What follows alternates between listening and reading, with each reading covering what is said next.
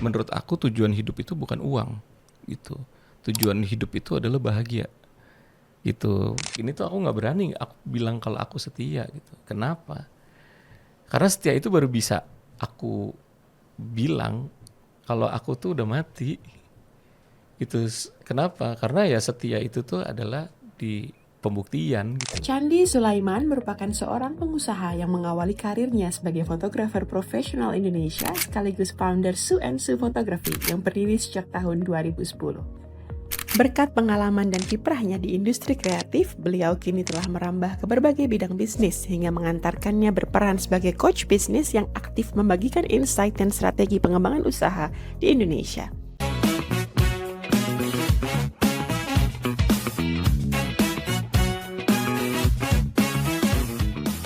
Hai Sobat Sisi Baik, bertemu lagi di podcast Sisi Baik di mana kita akan membahas sesuatu dari perspektif yang baik karena sudut pandang yang baik akan membawa kita pada perubahan yang besar.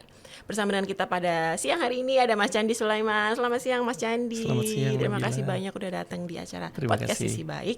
Ini kita bakal share berbagai hal nih. Saya sampai bingung kadang topik utamanya apa karena banyak sekali yang bisa kita share dengan Mas Chandi ini. Pertama mungkin kita pengen bahas terkait dengan awal mula karir seorang Chandi Sulaiman itu dari bidang apa Mas Chandi? Kalau aku tahu sih dari fotografi ya. Iya, apa namanya? Ini lucu juga sih sebenarnya. Kalau orang apa ya?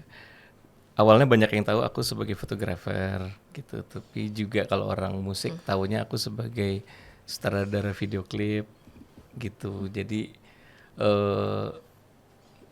tergantung sih sebenarnya angle-nya. Oh gitu. Gitu. Cuman kalau aku hidupnya ya let it flow aja lah gitu. Oke, dari awal yang paling ditekuni apa? Kalau dari awal sebenarnya dulu kalau ditanyain dulu kuliah ya gitu. Pertama kali ya bisnis kecil-kecilan gitu beberapa gitu. Sama pertama kali kalau ditanyain karir kantor justru fashion editor. Agak beda ya. Agak beda. Nah, dari fashion editor itu dulu aku seneng lihat orang motret. Nah, gak tahu ngeliat orang motret tuh seneng banget gitu. Nah, sampai akhirnya aku beli kamera gitu, akhirnya belajar motret gitu, akhirnya jadi fotografer gitu. Jadi belajar sendiri semua Mas Chandi untuk fotografi ini? Semuanya. Oh ya. Oke, dari awal fotografi hingga menjadi seorang mentor bisnis sekarang ini. Atau sebelum menjadi mentor bisnis lah, bagaimana dari hobi fotografi ini menjadi sesuatu yang bisa menghasilkan uang dan sesuatu yang bisa dijadikan usaha. Itu seperti apa Mas Chandi awalnya? Oke. Sebenarnya semuanya, sorry tadi aku disclaimer dulu. Untuk motret sebenarnya aku belajarnya itu dari semuanya sebenarnya kalau ditanyain sendiri itu nggak pure sendiri ya gitu. Aku belajar tuh sebenarnya kayak apa ya, awalnya sendiri dari awal aku pertama kali belajar motret itu awalnya itu aku jadi kru fotografer gitu. Jadi awalnya tuh aku kayak ngangkatin koper gitu, terus ngelihat orang motret gimana ya caranya gitu. Terus aku beli kamera, terus fotografer sebelahku motret fokus, aku kok buram gitu kan. Dia terang, aku kok gelap gitu kan. Nah, terus aku mulai belajar gitu. Terus aku ada 2 guruku gitu yang aku benar-benar belajar gitu kan. Ada 1 namanya Erik, 2 namanya almarhum Mas Wawin gitu yang benar-benar ngajarin aku gitu. Itu yang benar-benar aku kayak aku di sebelah gimana sih caranya gitu kan. Nah, itulah akhirnya aku benar-benar aku belajar sendiri kayak trial and error di situ gitu. Nah, dari situlah aku mulailah semuanya kayak secara organik ya itu dia gitu. Jadi kayak belajar semuanya tuh kayak dari nol itu gitu. Nah, terus Gimana menjadikan ini sebuah profesi? Awalnya Mas Chandi seperti apa? nah, dari situ akhirnya aku iseng-iseng aja gitu motret sesuatu hal yang menurut aku suka aja gitu. Sampai akhirnya ada temenku yang bilang kayak, "Chan, lo suka motret ya?" gitu. "Iya." "Lo bisa ini nggak motretin temen gue kawin?" Sorry. Temenku itu adiknya mau kawin. Terus lo bisa nggak motretin adik gue kawin gitu? Hah? aku pertama kali bingung juga gitu Itu kan job kayak. pertama berarti sebagai fotografer. Tapi kan aku kan kayak belum bisa motret kan gitu, kayak masih ngambang gitu kan. Aduh gimana ya gitu kan. Nah tapi waktu itu tuh jujur lagi kayak nggak punya duit gitu kan. Terus kayak lagi gitu kan, kayak hidup tuh kayak lagi tidak dalam kondisi yang Baik-baik bagus lah saja. gitu. Terus kayak apa namanya, waktu itu tuh aku baru keluar dari apa namanya, dari kantor gitu kan, karena apa namanya kayak aduh gimana ya gitu caranya gitu, lagi nyari uang itu dulu ditawarin kerjaan gitu. Terus ketika itu dia, nah hidupku tuh saking mengalirnya aku langsung ngomong iyain dulu aja gitu, bisa gitu kan. Terus baru mikir akalnya gimana ya gitu. Tapi karena dulu aku pernah jadi fashion editor, aku ketemu beberapa fotografer. Terus akhirnya dibilang kan gitu, Chan foto lo kayak gimana gitu, kalau foto wedding gitu dong gitu. Dari iya, aku harus ngasih portfolio, sedangkan aku nggak bisa motret. Terus aku bilang, tapi gue bukan fotografer ya, tapi gue punya perusahaan fotografer gitu kan. Ya udah mana lihat foto-fotonya. Nah, aku carilah perusahaan apa teman-temanku yang pernah motret di majalah-majalah wedding gitu kan, fotografer-fotografer itu gitu. Lo mau freelance nggak? Mau gitu. Ya udah kita aku kumpulin beberapa. Akhirnya meeting pertama itu, presentasi pertama aku bawanya itu bukannya album, aku bawanya majalah. Majalah-majalah yang isinya tuh teman-temanku fotografer yang pernah motret apa namanya wedding gitu kan. Jadi bukan portofolionya Mas Candi sendiri, bukan? Bukan gitu. Aku ngomong, ini yang motret lo nanti, yang motret adek lo nanti adalah ini gitu. Ya pasti keren-keren lah gitu kan. Karena di majalah-majalah yang terkenal gitu kan, yang sangat terkenal malahan in that time. Karena kan dulu kan media cetak itu kan lagi happening itu in that time itu tahun 2005 gitu kan. Terus wow gitu, oke, keren gitu kan. Oh, ya udah oke gitu. Ya langsung lah gitu kan. Kenapa pertama kali aku langsung iya, karena waktu itu apa namanya ketika aku tanya apa namanya emang budgetnya berapa, pas dikasih tahu angkanya oke, ya aku okein dulu gitu kan. Nah itu dia gitu, sampai akhirnya itu berjalan, hasilnya oke gitu yang pertama, alhamdulillah Puas gitu, ya kliennya. puas kliennya gitu. Nah kejadian lagi kayak gitu. Nah yang kedua, ketiga, berjalan. Terus ada satu momen di mana ketika aku lagi motret, ada apa salah satu ibunya temanku gitu nyamperin aku nih gitu. Aku lagi kerja, dia bilang, Chan fotoin aku dong gitu. Ya kan aku nggak bisa motret kan gitu. Ingat banget waktu itu aku di Hotel Mulia tuh. Pertama kali aku motret buram, kedua gelap gitu. Terus karena aku mikir dia bukan klien aku gitu kan. Terus dia ngeliat, Chan lihat dong fotonya gitu. Terus aku pura-pura, tante sorry aku dipanggil sama temanku gitu. Aku kabur gitu. Karena wah, damn. Nggak gitu. pede dengan hasilnya. Nggak pede karena satu pertama buram, kedua gelap gitu. Tapi kan mikir bukan klien, jadi aman lah. Bukan apa namanya, bukan kewajibanku juga untuk motretin dia bagus sebenarnya kan gitu ya gitu kan. Kagum juga nggak dibayar sama dia gitu. Ya udah, tiba-tiba hari Seninnya anaknya nelfon, Chan kemarin lo motretin ibu gue ya waktu weekend kemarin, ibu gue minta tuh, mampus gue gitu kan. Ternyata itu ibu pejabat gitu kan. Oh, akhirnya diedit atau gimana fotonya ini? Nah akhirnya aku cari temanku yang bisa DI sejago-jagonya, tolong dong gimana pun caranya deh, yang penting yang gelap itu bisa terang gitu kan, pas diterangin pecah gitu kan, gimana caranya bisa. Udah, nah dari situ terus alhamdulillah selamat. Nah dari situlah aku mulai, ini kayaknya gue nggak bisa bercanda, gue harus mulai belajar motret. Nah itulah gitu, makin improve. Nah yang awalnya aku meng-hire fotografer freelance, timnya akhirnya aku motret sendiri gitu. Oke, jadi sebenarnya kalau bisa dibilang modal awalnya nekat, bener nggak Mas Candi? Iya gitu. Gitu. Itu Jadi bisnis nomor satu, yang penting berani dulu. iya, gitu. Makanya sebenarnya ikhtiar dulu deh gitu. Makanya aku tuh sampai sekarang prinsipku tuh usaha gitu. Walaupun di depan ada tembok, aku tabrak dulu aja gitu. Kali aja temboknya lembek gitu kan. Karena sekarang banyak orang yang nggak pede ya Mas ya dengan hasil karyanya ya. Jadi tidak mau ditampilkan atau tidak mau dipublikasikan karena mungkin dia merasa dibandingin yang expert masih jauh lah ini gitu. Jadi pada akhirnya mereka tidak melihat sebuah peluang karena ketidakpedeannya itu. Iya, gitu. karena orang tuh sering lupa gitu. Kalau seni itu tuh sebenarnya cuma ada dua, yang bagus sama orang, satu lagi sama seni yang orang nggak ngerti, gitu. Jadi sebenarnya kemarin aku baru ngobrol gitu ya sama salah satu muridku, ketika aku kasih lihat lukisan Picasso gitu, terus aku tanya, menurut kamu bagus nggak gitu? Terus dia bingung gitu kan. Eh, dia bingung gitu kan. Eh, tapi orang-orang bilang bagus loh, aku bilang gitu. Dia Mahal bilang, lagi ya dijualnya. tapi ini mahal loh gitu. Oh ini mahal mas gitu kan. Iya gitu. Ini Picasso, aku bilang gitu. Oh iya gitu kan. Maksudnya aku kasih lihat di komputer ya gitu. Terus kok bisa mahal mas gitu. Nah ya kamu nggak ngerti kan? Iya gitu. Oh iya gitu. Ya aku bilang gitu. Ya mungkin karena orang nggak ngerti gitu kan. Ya orang ya iya aja gitu kan. Jadi memang akhirnya balik lagi gitu.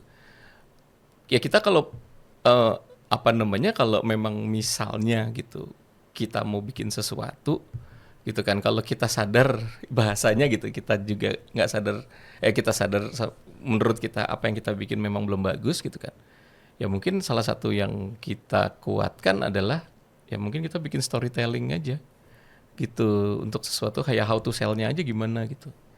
Makanya kayak tadi aku bilang aku nggak bisa motret gitu kan, tapi gimana nih cara aku menjual diri aku gitu. Marketingnya tentu. Gitu. Selain produk berarti marketingnya. Kadang ada produk yang lebih laris padahal kualitasnya tidak lebih bagus daripada yang tidak laris karena marketingnya bagus, storytelling behind the story-nya bagus ya Mas ya. Ada seperti itu berarti. Iya, banyak banget kok sekarang. Ya, contoh paling gampang lah gitu. Misalnya, mohon maaf ya, banyak artis atau penyanyi gitu ya, yang mohon maaf ya, yang mukanya jelek gitu, tapi dia bisa sukses, bisa kaya gitu kan.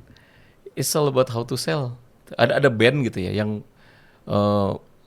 satu band semuanya mukanya jelek gitu, lagunya mungkin nggak enak gitu. Tapi karena mungkin, atau mungkin dandanannya norak gitu. Tapi mungkin karena dia tahu dia jualan di pasar yang benar gitu, di pasar yang norak juga gitu. Atau mungkin marketnya dapat gitu ya. It's all about how to sell gitu. Jadi ya jangan pernah takut gitu. Ya it's all about how to sell lah semuanya. Oke, jadi mungkin salah satu ilmu yang diajarkan Mas Candi di kelas-kelasnya seperti itu. Karena Mas Candi ini mentor sekarang ya, mentor bisnis. Nah, dari fotografer terus punya usaha fotografi, punya bisnis fotografi sampai menjadi mentor bisnis. Itu ceritanya gimana Mas Candi? Iya, jadi awalnya aku dari fotografi itu dari fotografer. Terus aku ngerasa kayak alhamdulillah lah gitu, ketika aku motret terus aku ngerasa kayak sampai kapan nih aku mau jadi fotografer gitu kan. Nah, aku ngerasa kayak aku nggak mau terbatas nih gitu. Karena aku mikir kayak wah aku udah mulai agak stres karena motret wedding itu kan cuma weekend gitu, dan aku udah kehilangan weekend nih gitu kan. Kamis, Jumat, Sabtu, Minggu atau Jumat, Sabtu, Minggu itu udah hilang gitu. Terus aku mau gimana? Terus plus lagi dulu aku Jumat, Sabtu, Minggu aku motret wedding. Minggu malam aku udah bawa koper untuk motret priwed ke luar negeri. Gitu. Nah, biasanya Kamis sudah pulang, terus atau mungkin Rabu pulang, Kamis istirahat, Jumat pokoknya aku ngambil 1 hari istirahat terus udah motret wedding lagi. Gitu. Jadi mostly aku tuh istirahat kebanyakan tuh long flight di pesawat gitu. Nah, itu lumayan sebelum nikah ya gitu. Itu lumayan draining lah ya.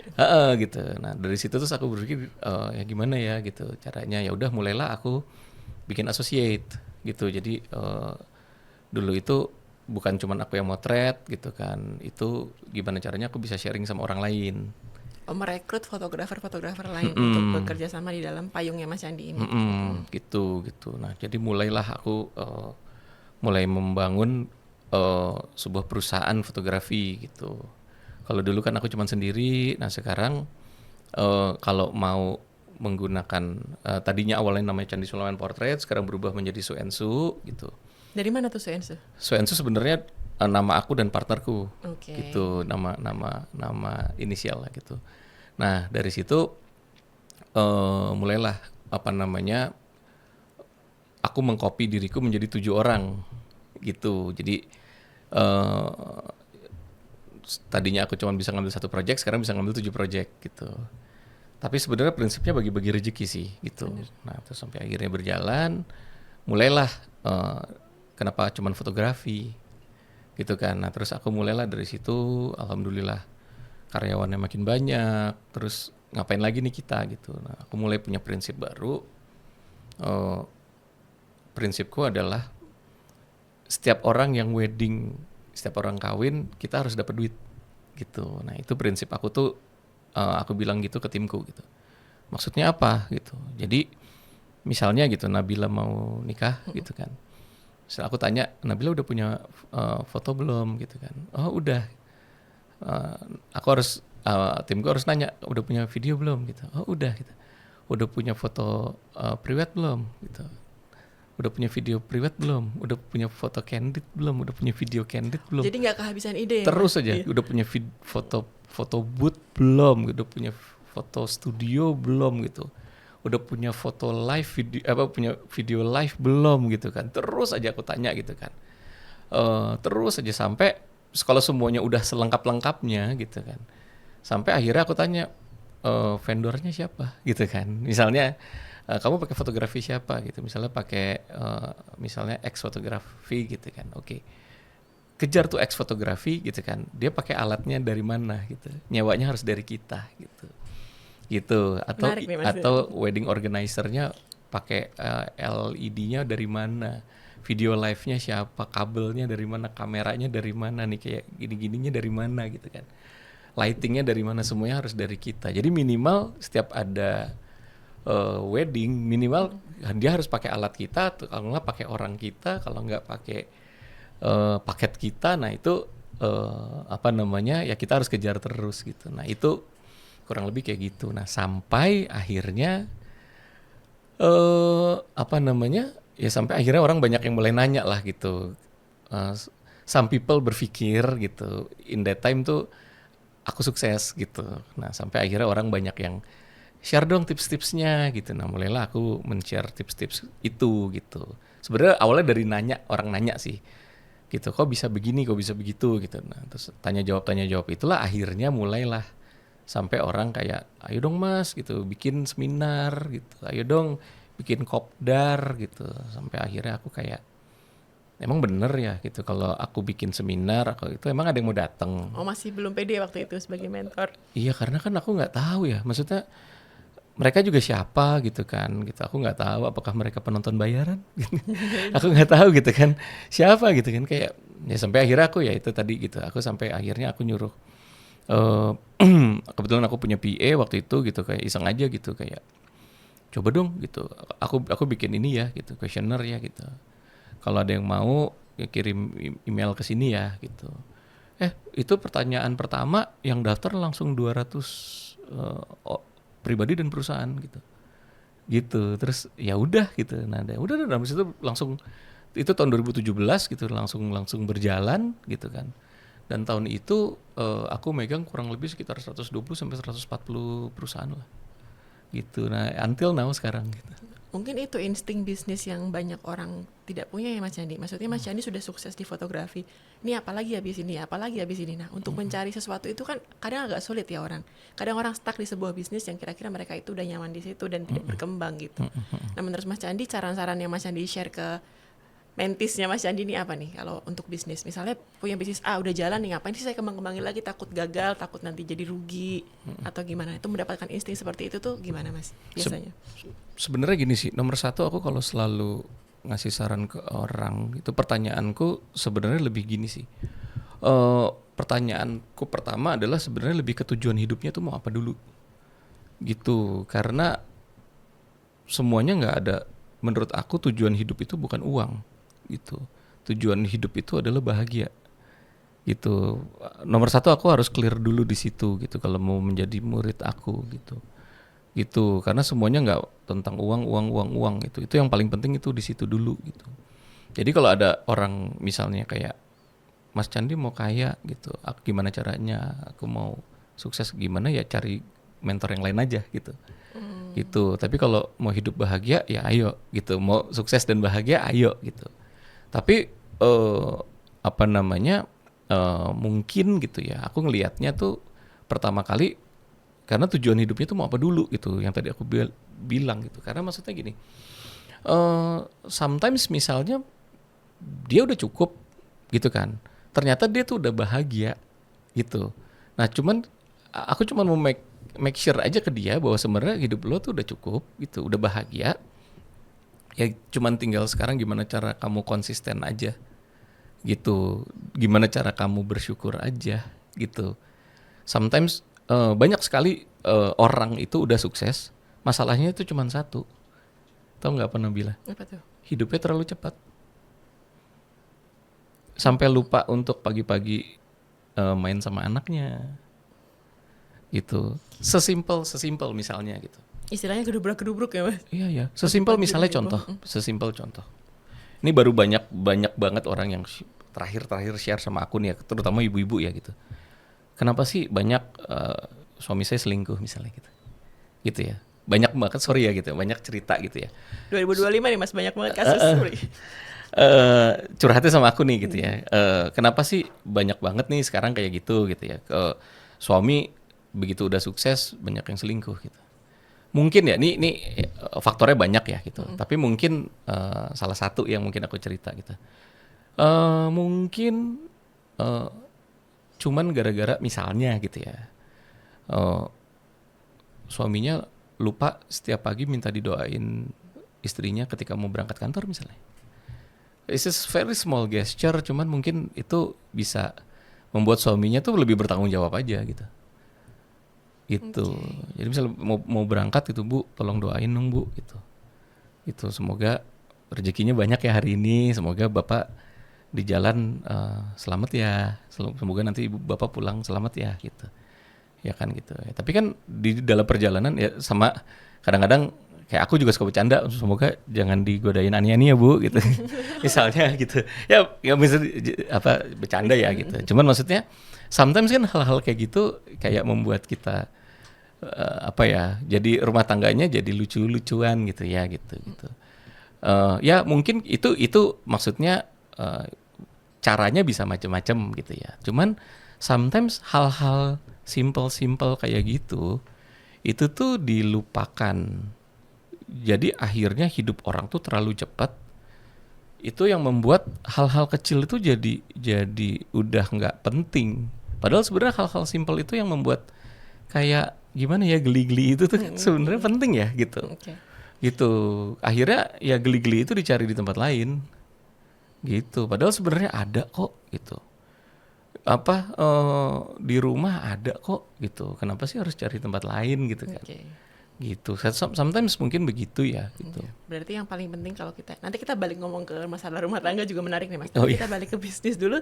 Jadi intention kita tuh penting banget ya. Tujuan kita itu buat apa mengembangkan bisnis ini.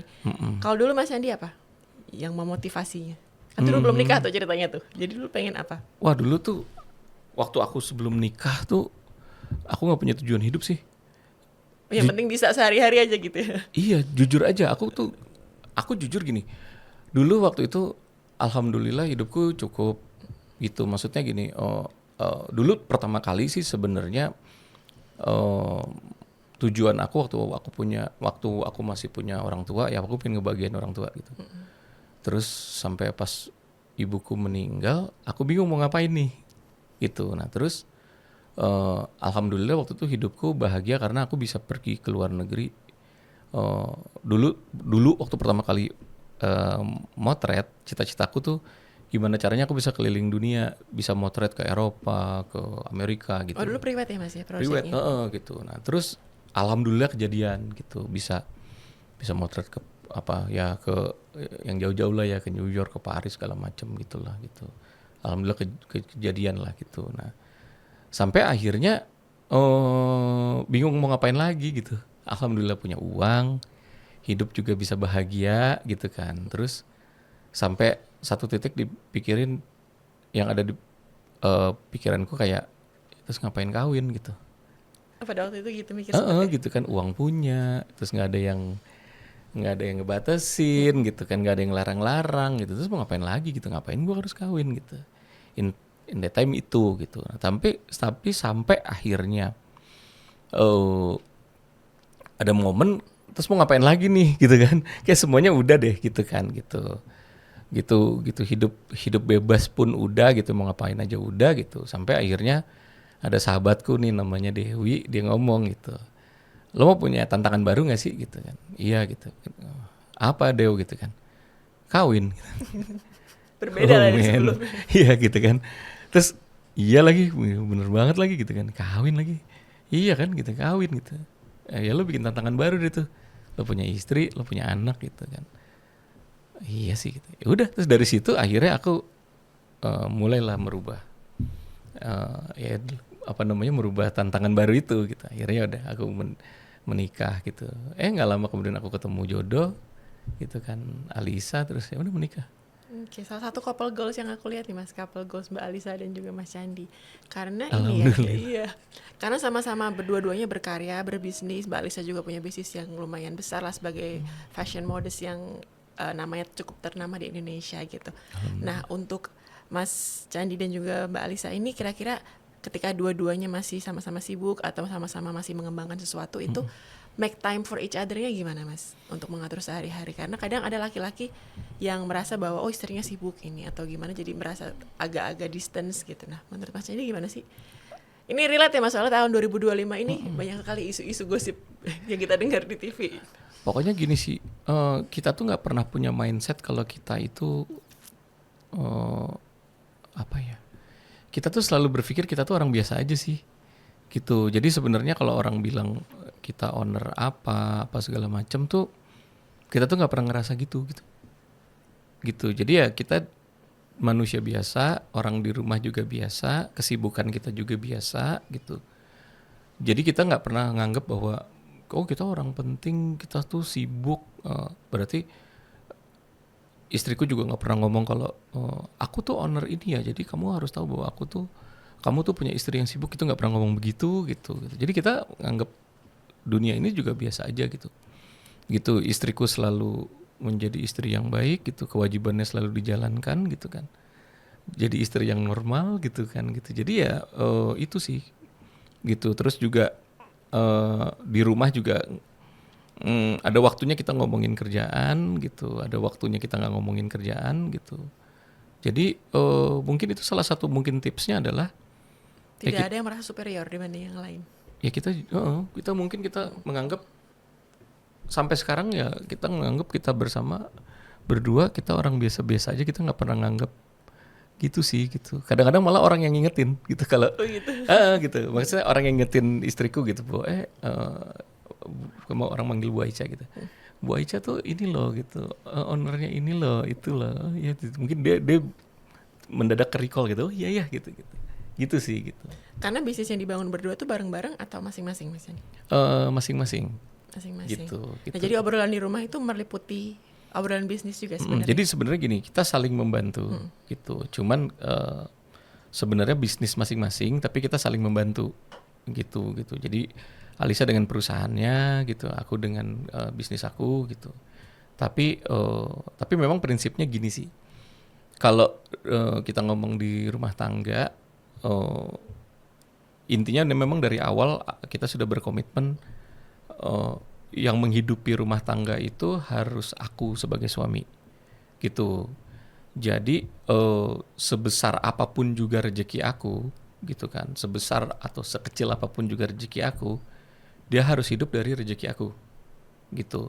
Sebesar apapun juga rezeki dia, aku nggak mau tahu gitu. Jadi aku udah bilang dari awal, sebanyak-banyak rezeki dia itu untuk dia, untuk anakku dan untuk mertuaku gitu. Ya terserah deh, kalau dia mau ngasih aku ya syukur gitu. Ya dia sering lah ngasih aku, traktir aku, ngasih surprise, ngasih barang, sering gitu. Cuman ya itu aku nggak peduli. Diwajibkan.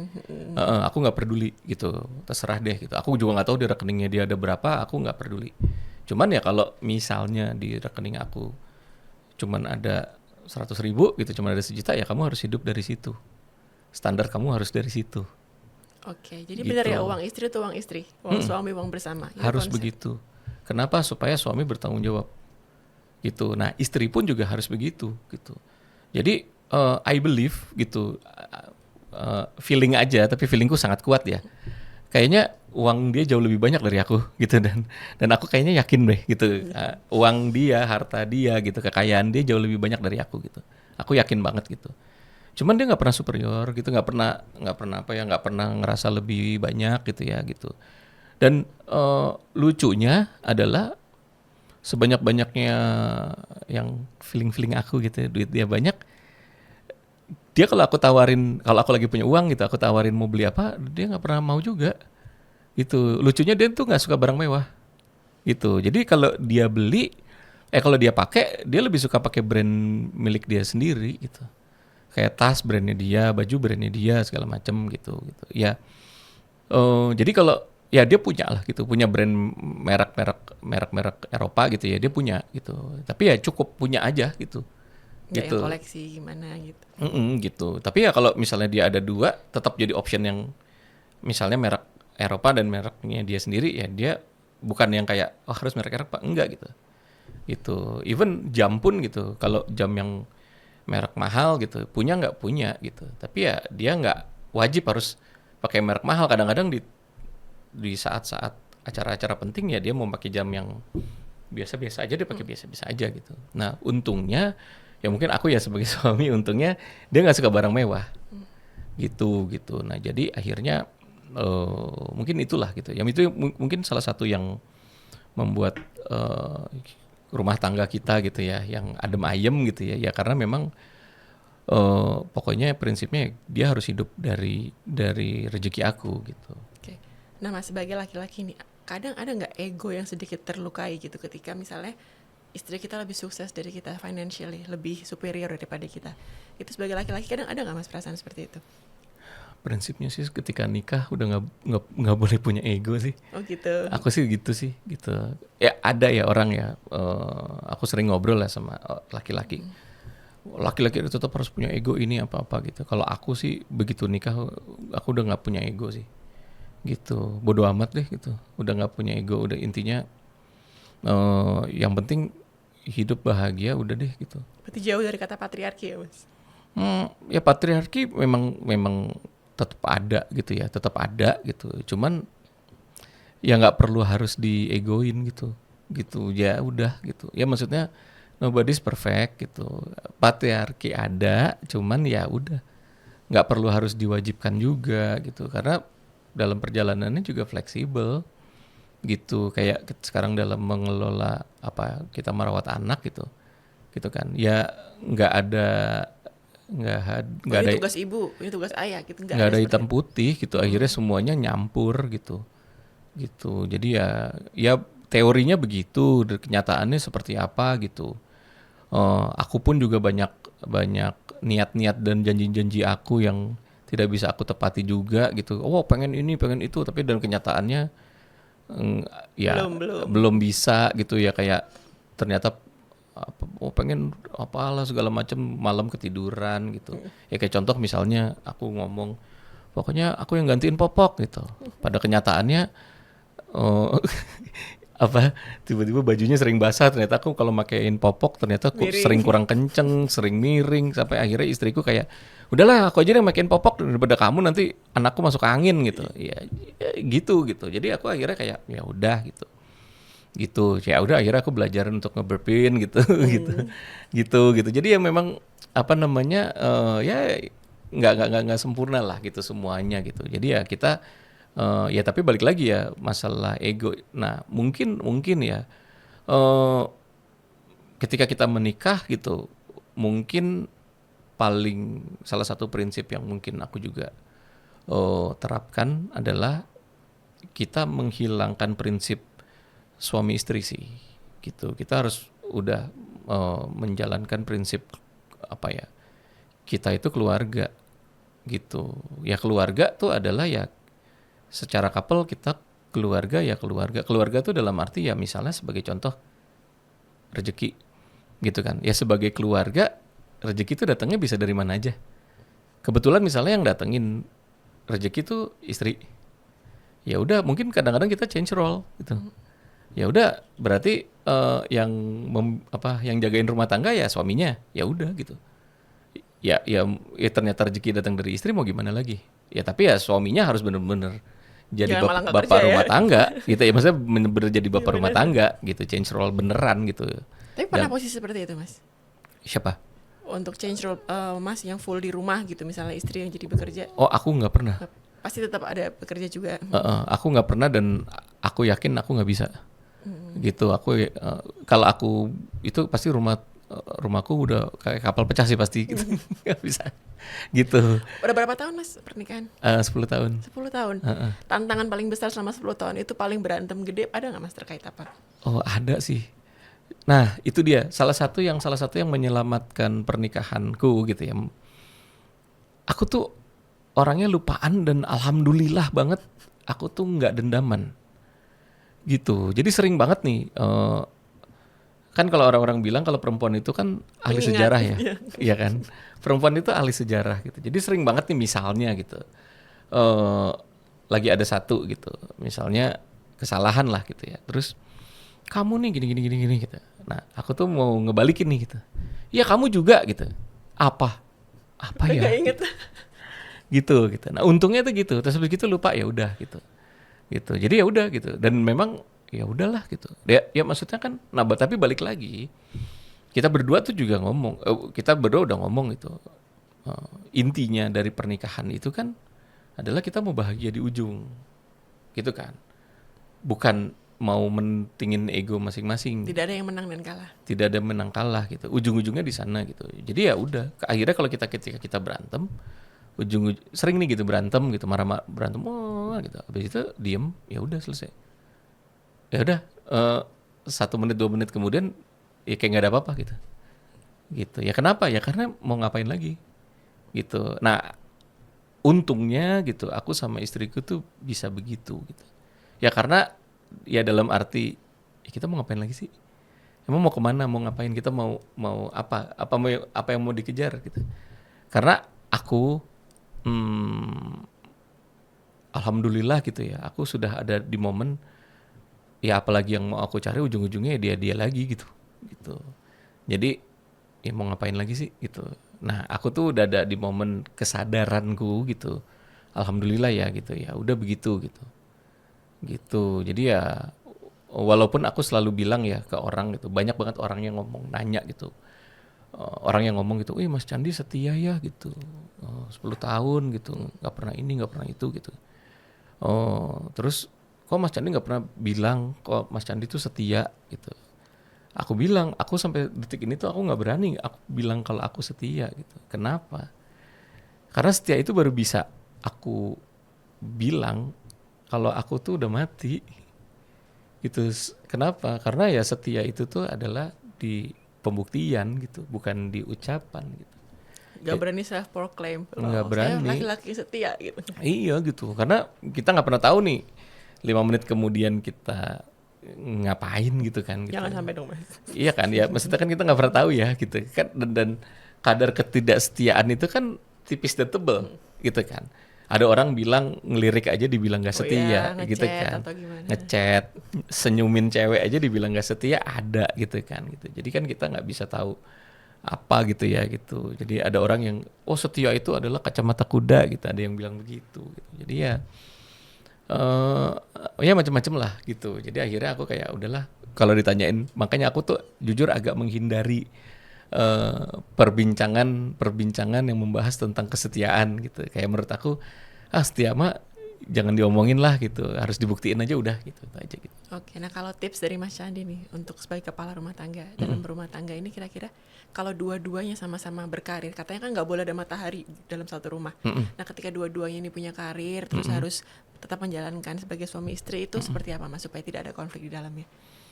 Ya kalau aku sih simple gini ya, kalau kerjaan dan bisnis itu kan di kantor ya.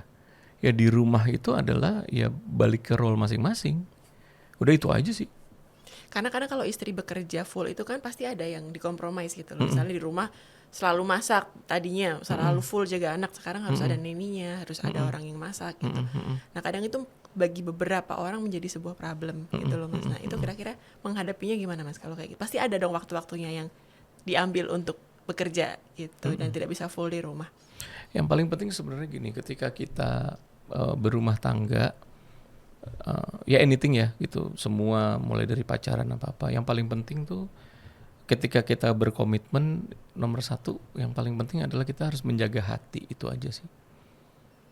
Itu yang paling penting dari semuanya. Jadi sesibuk apapun juga kita harus menjaga hati, dalam arti walaupun kita tidak ada di depan, walaupun kita sibuk gitu, selama kita bisa menjaga hati gitu kan, orang kan nggak akan kangen, nggak akan merasa kehilangan gitu, akan selalu ya misalnya contoh gitu, aku misalnya pulang malam gitu ya, kita minimal kita ngabarin, nelpon, kita ngerasa misalnya hal sesimpel lah gitu, sayang aku takut kamu kelaparan, kamu udah makan belum gitu, sesimpel itu gitu. Atau apa namanya, anything lah gitu. Kan kadang-kadang misalnya gitu, mungkin kamu mau, suami pingin sweet gitu misalnya, sayang derajat AC-nya berapa, aku takut kamu kedinginan misalnya gitu. Some people mungkin begitu Masih gitu. perlu bumbu-bumbu seperti itu. Iya gitu. Kadang itu yang orang pernikahan 5 tahun ke atas sudah lupa mungkin ya Mas, buat melakukan hal seperti Ya, itu. sometimes tiba-tiba ngirimin Gojek, ngirimin es krim. Sayang di depan ada es krim buat kamu gitu. Kenapa gitu? Itu karena yang manis belum datang, masih kerja gitu ya. Aduh. Gitu misalnya gitu. Apa kayak gitu ya, maksudnya ya kadang-kadang kan yang gombal-gombal itu yang Benar. lucu gitu kan. Sampai gitu. sekarang masih begitu Mas jadi dengan istri? Enggak juga gitu. Ya tapi maksudnya ya aku nggak bisa nggak ya, maksudnya gitu, kalau aku ngomong iya aku pasti gombal ya gitu. Tapi aku punya cara sendiri lah gitu ya. Cuman ya tapi balik lagi, aku orang yang amat sangat gombal sama istriku gitu kan gitu. Apa namanya?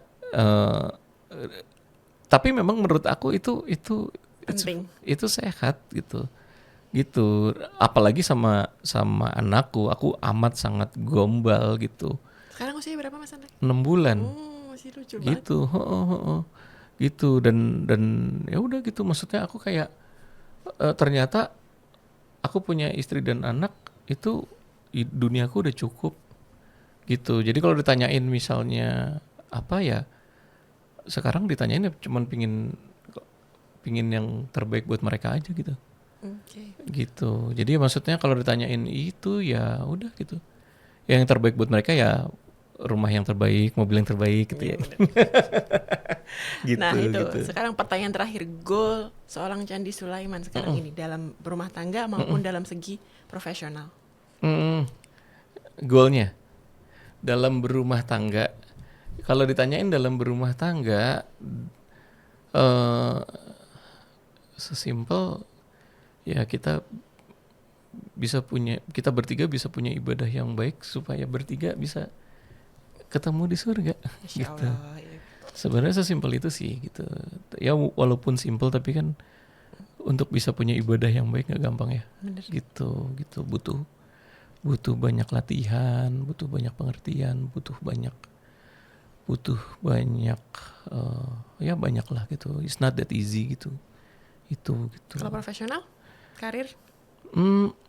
Kalau profesional dan karir, kalau aku sih sesimpel, kalau aku tuh cuman pengen punya tabungan yang cukup aja sih.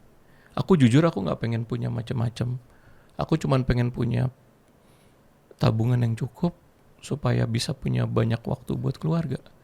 Gitu. Jadi kalau aku boleh make a wish, kalaupun aku cuman bisa dapat satu proyek yang bisa mencukupi kebutuhanku seumur hidup, terus aku nggak perlu kerja lagi, nggak perlu punya karir, nggak perlu jadi presiden, nggak perlu jadi bos gitu, tapi seumur hidup bisa main sama anak, mungkin itu yang aku ambil.